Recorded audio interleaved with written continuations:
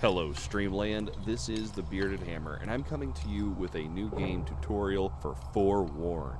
I'm going to go over all the different evidence types that come out in this game, so you have a good, clear visual and audible clue of what to do, how to find it, where to get it, and what it looks like and sounds like.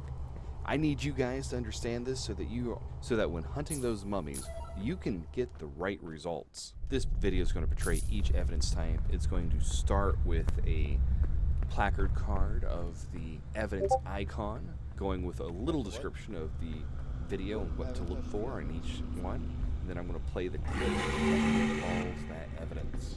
Now, also a quick word from my sponsors, you guys, my Patreons and direct donators. Without you guys, I would have a real hard time doing all of this stuff. So again, thank you so much for your support. The name should be on the screen now. And if you'd like to learn more about how to become a Patreon, see more at the end of the video. So without further ado, if you like the video, like it. If you dislike the video, dislike it. And if you have anything to say about it, good or bad, please leave it down in the comments below. Now let's begin. So our first evidence type is destruction. Destruction is going to come in the form of broken pots.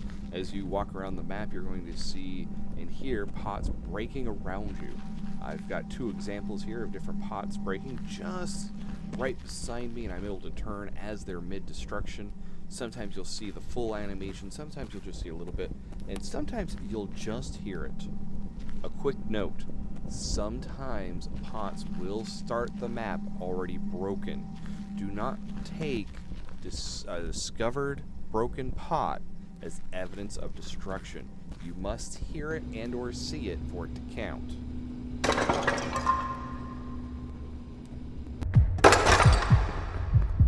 Alright, next is Extinguished Flames. Now this video actually was one of the hardest ones for me to get for some reason.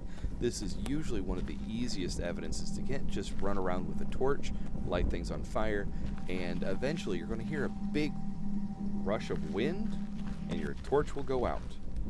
That is the evidence of Extinguished Flames. Also, as a quick note, your torch will periodically go out. So don't just take the torch going out as a sign, or one of the torches on the wall going out on the side. These are common and expected. But I could be wrong. I haven't tried it yet. Oop. Yeah. Nice. Reanimation. We are bringing back the dead. No, seriously, guys, these guys will come to life for a very brief time and try to give you a big hug. Now, if you do get hit by one of these guys when they are reanimated, they will grab onto you and hold you for a moment, causing a little bit of damage, about the same as any other trap, and making you cry a little inside. These things are creepy, especially when you're not expecting it.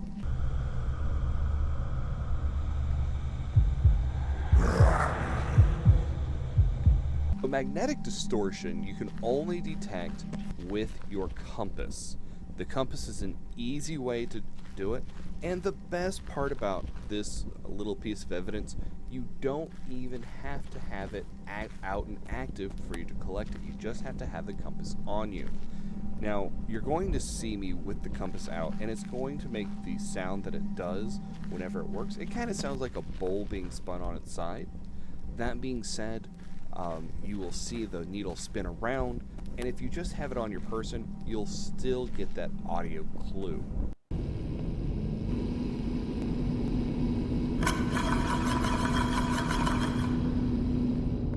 Voices. Guys, sometimes they're really quick and subtle, and sometimes it's full-on chanting. It's hard to say exactly what you're going to get, but I gave you a couple of the more subtle versions of it, and I hope you enjoy. But again, this is a purely audible cue. It could happen to anyone that's near the spirit.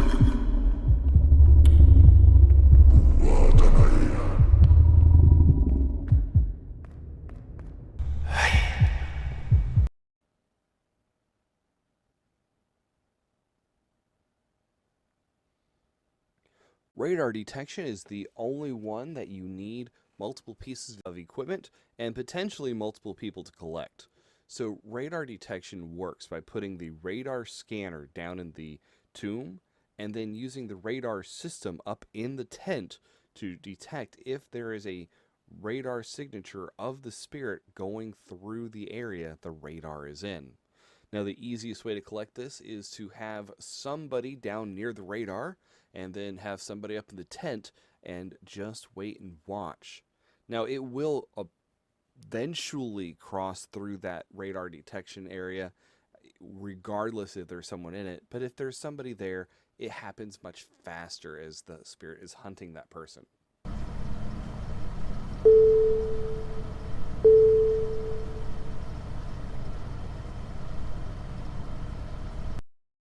Tremors are both really easy and really hard to detect. The tremors are just this low rumble that goes throughout the entire cavern. And the downside of the tremors is very simple. It's easy to miss with all the ambient sounds that are in the crypt. But once you hear it, you'll know for certain that it's there. And some tremors are definitely more audible and noticeable than others.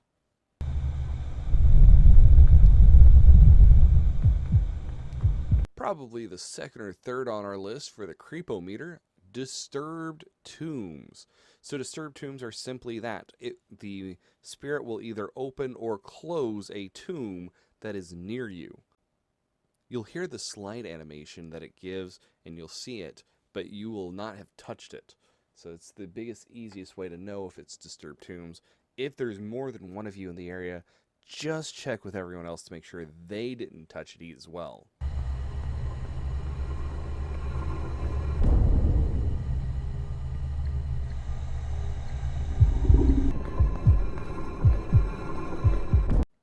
Radioactivity is one of the trickier pieces to get just because you have to have a specific piece of equipment to get it. It's not the cheapest piece of equipment, and it's a little stubborn. A lot of times the ghost does not like to give up a radioactive signature. I've had a lot of difficulty getting this simple piece of technology to work, but when it does, it's very clear and obvious. As you'll see here in the Geiger counter, the needle actually does move, and you will start hearing the tick, tick, tick, tick of radioactivity being picked up by the Geiger counter.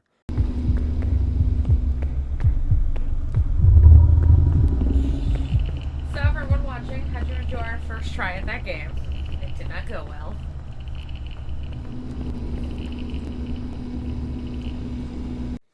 So the Metalic Signature seems bugged, or I am just insanely unlucky. I have spent over an hour with Deacon, the guy who does Metalic Signatures, and he has not given me a Metalic Signature anywhere.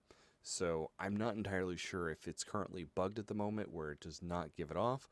I've got the Metal Detector Plus. I'll get the third one just to be on the safe side.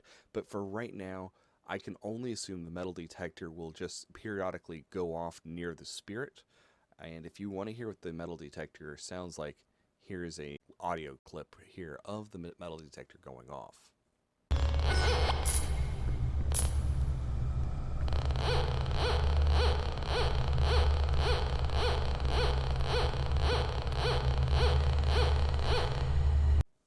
Footsteps. So you're literally going to hear footsteps running or stomping down the hall. This is a good clue of especially if you're playing solo, if you start hearing footsteps and you stop and you still hear footsteps, it is absolutely the ghost.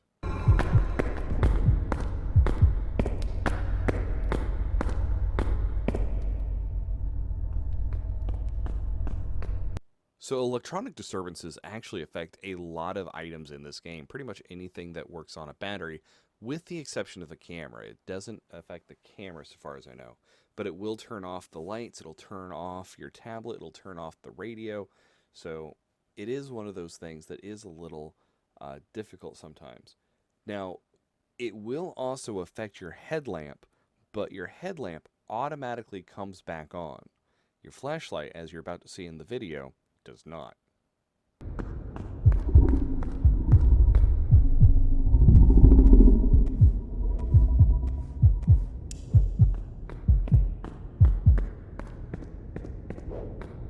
Alright everybody, thank you so much for sticking around and watching the entire video. And again, if you've watched this far, why don't you go ahead and click on that subscribe button so you can see all the material that I put down there. And let me know what you thought. If you have any other great ideas for evidences, please let me know. And my next video is probably going to be how to beat each of the different mummies. Again, thank you so much for watching this. And again, thank you so much to my Patreons. Here is one last shout out to all of you wonderful people for helping make this real. And everybody take care of themselves out in Streamland.